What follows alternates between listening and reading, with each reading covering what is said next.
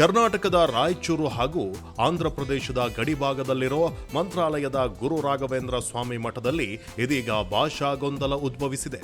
ದೇಗುಲದ ಮುಂಭಾಗದಲ್ಲಿ ಪೂಜ್ಯಾಯ ರಾಘವೇಂದ್ರಾಯ ಸತ್ಯ ಧರ್ಮ ರಥಾಯಜ ಭಜತಾಂ ಕಲ್ಪವೃಕ್ಷಾಯ ನಮತಾಂ ಕಾಮಧೇನವೇ ಎಂಬ ಮಂತ್ರವನ್ನ ಕನ್ನಡದಲ್ಲಿ ಬರೆದಿರೋಕೆ ಆಕ್ಷೇಪ ವ್ಯಕ್ತವಾಗ್ತಾ ಇದೆ.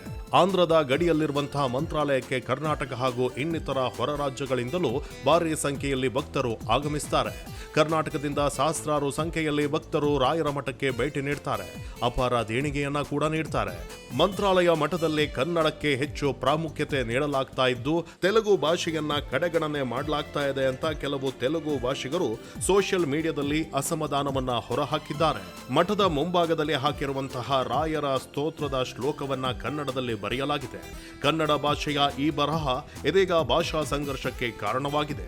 ಮಠದಲ್ಲಿ ಕನ್ನಡ ಭಾಷೆ ಹಾಸುಹೊಕ್ಕಾಗಿರುವುದಕ್ಕೆ ಮಂತ್ರಾಲಯದಲ್ಲಿ ಕನ್ನಡ ಬಳಕೆಯನ್ನ ವಿರೋಧಿಸಿ ತೆಲುಗು ಭಾಷಿಕರು ಅಸಮಾಧಾನವನ್ನ ಹೊರಹಾಕಿದ್ದಾರೆ. ಸಾಮಾಜಿಕ ಜಾಲತಾಣದಲ್ಲಿ ಪೋಸ್ಟ್ ಶೇರ್ ಮಾಡಿದ್ದು ಚರ್ಚೆಗೆ ಕಾರಣವಾಗಿದೆ.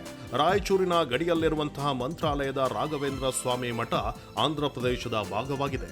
ಅಲ್ಲಿ ತೆಲುಗು ಭಾಷೆಯನ್ನ ಸಂಪೂರ್ಣವಾಗಿ ಕೈಬಿಡುವುದೇಕೆ? ಈ ನಿಟ್ಟಿನಲ್ಲಿ ಸೂಕ್ತ ಕ್ರಮವನ್ನ ತೆಗೆದುಕೊಳ್ಳಿ ಅಂತ ಕೆಲವರು ಪೋಸ್ಟ್ ಮಾಡಿದ್ದು ಆಂಧ್ರಪ್ರದೇಶ ಸಿಎಂ ಡಿಸಿಎಂ ಇಬ್ಬರಿಗೂ ಟ್ಯಾಗ್ ಮಾಡಲಾಗಿದೆ. ಕರ್ನಾಟಕದಿಂದ ಅತ್ಯಧಿಕ ಭಕ್ತರು ಬರ್ತಾರೆ, ಜೊತೆಗೆ ಇಲ್ಲಿ ಕನ್ನಡ ಭಾಷಿಗರು ದೊಡ್ಡ ಸಂಖ್ಯೆಯಲ್ಲಿ ಇದ್ದಾರೆ ಎಂದು ಹಲವರು ಉತ್ತರಿಸಿದ್ದಾರೆ.